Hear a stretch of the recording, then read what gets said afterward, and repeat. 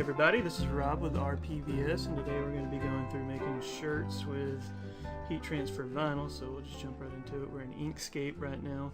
We're going to be looking for our logo that we made previously, and I'm going to convert it from a PNG file into a vector, so I don't have to do that in Cricut Design Space.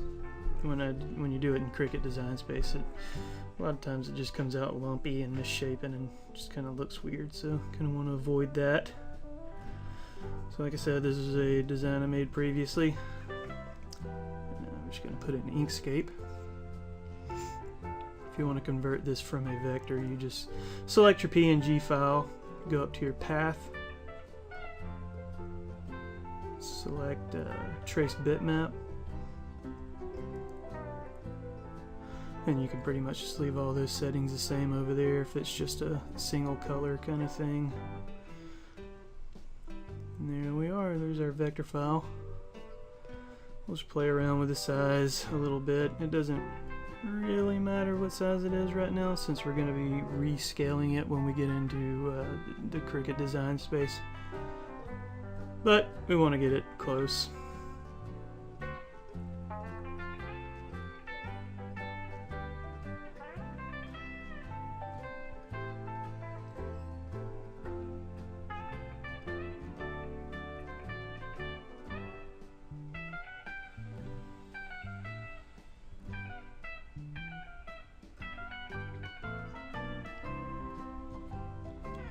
Now we'll export this, well, not export it, we'll just save it as a vector file.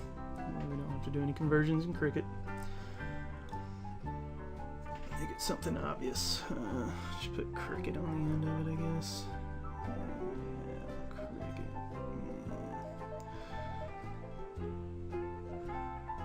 Cricut. Save. Now let's open up our design space. And upload images, browse. Pretty standard stuff. You can browse for it, or you can just type in the name of it. It's the easiest way to find it, really. There it is.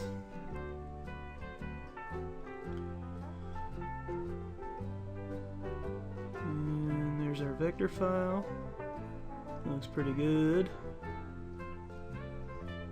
There it is in our design space. We'll just select that and insert images, and it just inserts it onto the canvas. And now we'll just resize it to where we want it to be. I want it to be roughly 9 inches wide. If I get too close to 9, then it's going to make it a little too tall. I don't want it to be quite 12 inches tall, since you've only got really 11.5 by 11.5 inches to work with on the cutting mats for Cricut. On the smaller mats, that is.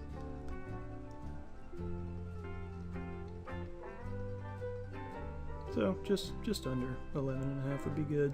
It's going to shift everything down and to the right 1/4 of an inch to make sure it clears the edges of the mat too, so be wary of that.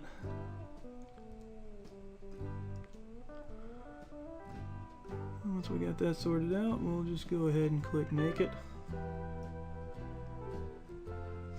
And there it is, a preview of what it's going to look like on your map. Be sure to, if you're doing t-shirts with heat transfer, make sure you go up to the edit button and turn mirror on, otherwise it's going to be backwards on your t-shirt. Don't want that to happen.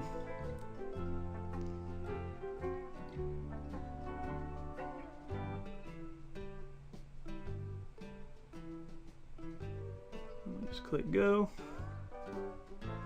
Here we are at our Cricut. I wish the Cricut went this fast.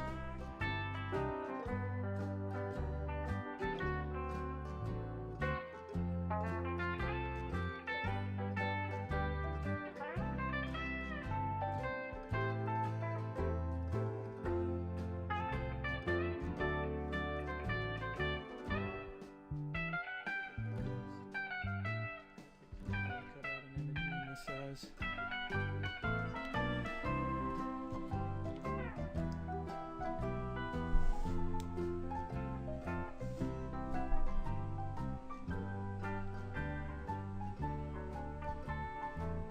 Pull it out of the machine. Now, if you don't have a little pick tool like that, then you definitely need to get one. A weeding tool is what it's called. because it'll make your life a lot easier when you're doing vinyl cutouts like these. And it especially comes in handy when you're doing letters and things and you have to weed out little tiny pieces.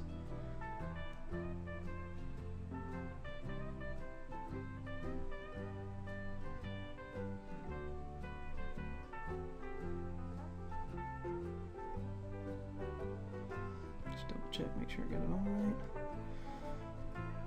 And there's my beautiful logo.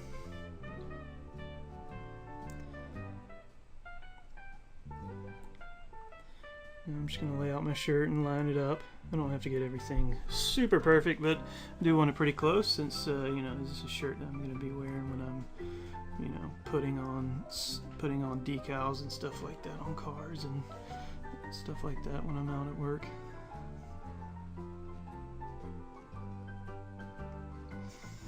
I'm just going to use my squeegee over here to make sure it's good and stuck down. Move over to the heat press. And I use the best heat press. How do I know? Because it says so right there on the front. The best.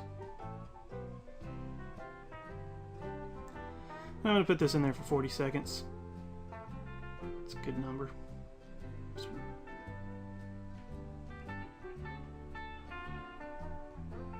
Now when this gets done counting down, you want to make sure you let it cool off. As this transfer vinyl is cool pill. If you try to peel it off while it's hot, it's just going to peel the vinyl off with it. So make sure it cools off. Just lay it out nice and flat. Peel it all off.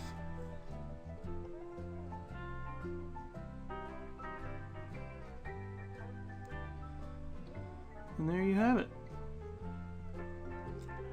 Nice heat transfer vinyl shirt. It looks pretty good if I do say so myself. Thanks for watching, everybody. Subscribe, please. There will be future videos. See ya.